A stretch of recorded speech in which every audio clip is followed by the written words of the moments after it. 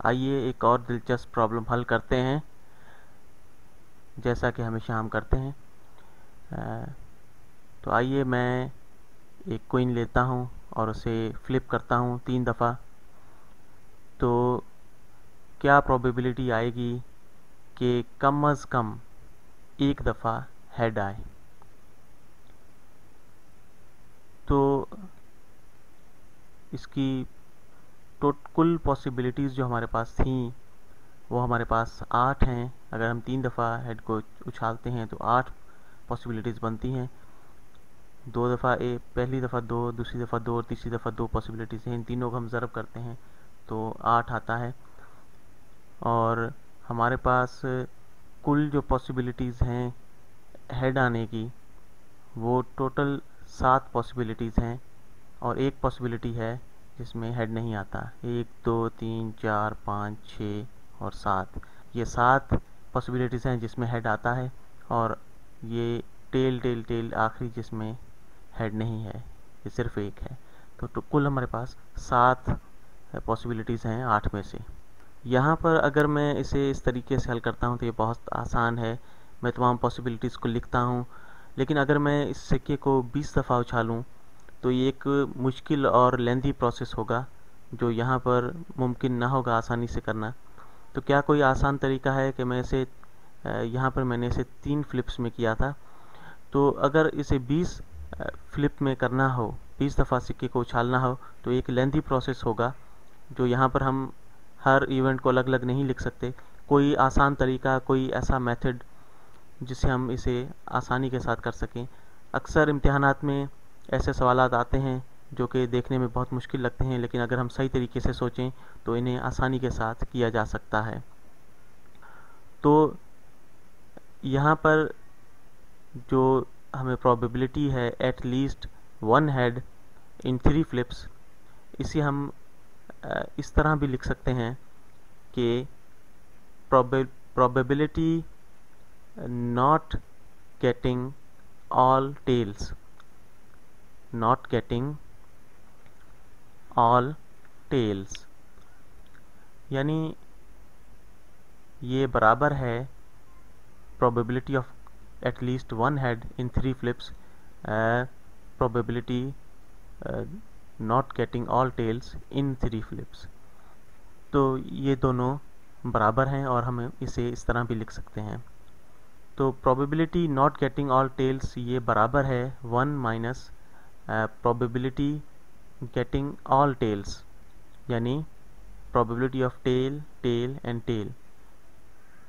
क्योंकि हमारे पास एक ही इवेंट बचता है जो टेल है, तो इसे अगर हम माइनस कर दें एक में से, तो हमारे पास जो जवाब आएगा वो होगा at least 1 head in 3 flips. तो आइए देखते हैं कि ये हमने कैसे किया है। तो probability of not all tails plus probability of all tails, तो ये बराबर होती है 1 के, यानी ये 100% चांसेस हैं, चांसेस के कोई टेल ना आए और चांसेस के तमाम टेल हों। इसे हम इस तरह भी लिख सकते हैं कि probability of not all tails या probability of all tails, probability of all tails, ये बराबर है 1 के। 100% चांसेस के प्रोबेबिलिटी नॉट गेटिंग टेल्स और probability not getting all tails और प्रोबेबिलिटी ऑफ ऑल टेल्स, तो ये 100% पॉसिबिलिटीज़ हो जाती हैं। तो अगर हम इन्हें जमा करें तो इसका जवाब 1 आता है, और ये 100% चांसेस हैं। तो अगर इसमें से हम माइनस कर दें ऑल टेल्स, तो ये बराबर हो जाता है नॉट गेटिंग ऑल टेल्स। तो ये 1 माइनस हमने प्रोबेबिलिटी ऑफ ऑल टेल्स हमने इसमें से माइनस किया था, तो इसे हम कर सकते हैं 1/2 ज़रब 1।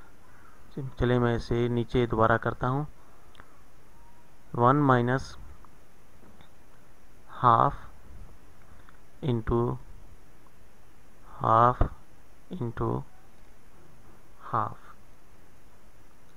तो ये हो जाता है 1/8 के बराबर।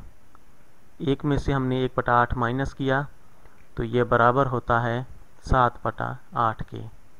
तो ये हमारे पास probability I not getting all tails in 3 flips. यूँ कहें हमें प्रोबेबिलिटी मालूम करनी है 10 फ्लिप्स की। यूँ कहें हमें प्रोबेबिलिटी मालूम करनी है एटलीस्ट 1 हेड इन 10 फ्लिप्स। हमें 10 फ्लिप्स में कम से कम एक हेड आए, इसकी प्रोबेबिलिटी मालूम करनी है। तो ये बराबर है probability of not all tails in 10 flips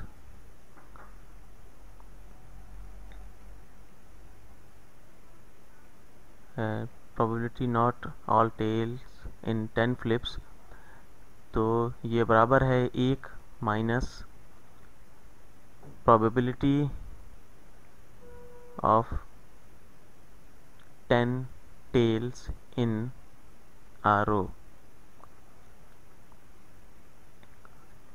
तो इसे हम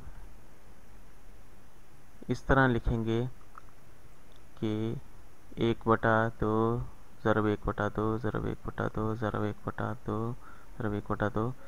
इसे हम 10 दफ़ा मैं इसे लिखूँगा। ये 5 6 7 8 9 10।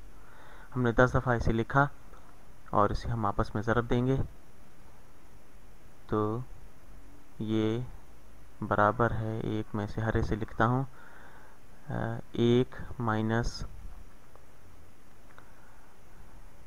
1/, तो इसे हम ज़रब देते हैं 2 दूनी 4 दूनी 8 दूनी 16 दूनी 32 64 128 256 512 और 1024।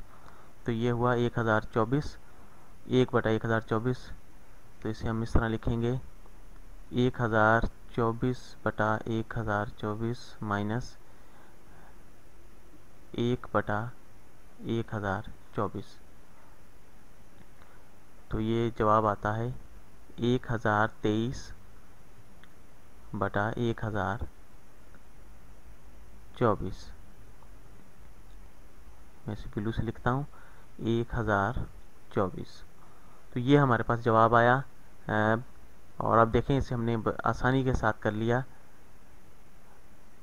इस फार्मूले की मदद से। इसे हम चेक कर सकते हैं कैलकुलेटर की मदद से। आइए हम इसे हल करते हैं।